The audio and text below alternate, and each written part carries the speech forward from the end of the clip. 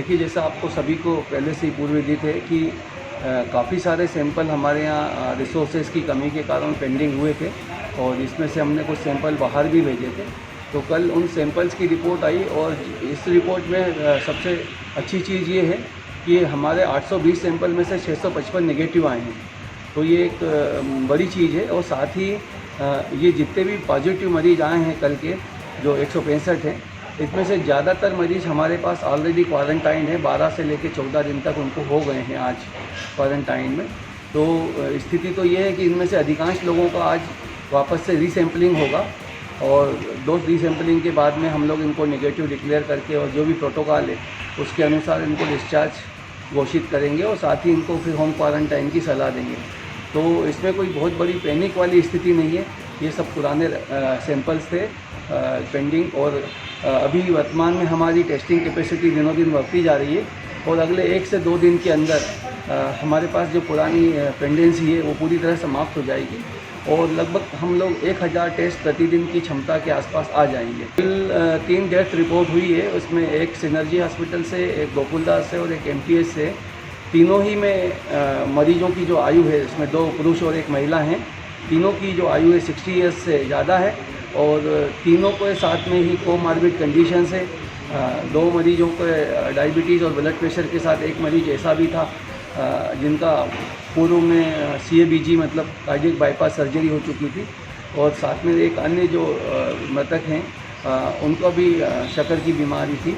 तो पुनः हम सभी लोगों से बार बार निवेदन कर रहे हैं कि जिन भी लोगों को इस तरह की बीमारियां हैं और 50 साल से अधिक की आयु के, 55 साल से अधिक की आयु के, वो थोड़ा अपना विशेष ध्यान रखें और अनावश्यक रूप से अपने घरों से ना निकलें और जहां ज़रूरी हो, यदि उनको ऐसा लगता है कि वो घर से रह के काम कर सकते हैं तो कृपया घर से काम करें।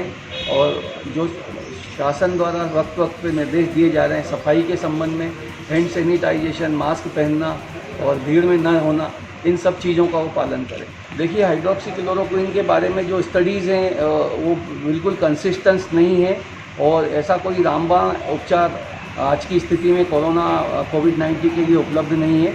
और ये एक टेक्निकल कमेटी की तरफ से सलाह है कि जो लोग कोरोना मरीजों के संपर्क में रहते हैं, मतलब चाहे वो ICU में काम करने वाला स्टाफ हो और या फिर उनके जो प्राथमिक संपर्क हों, उनको प्रोफाइलैक्सिस के लिए गोली दिए जाने का उल्लेख है और उसका समय भी दिया हुआ है।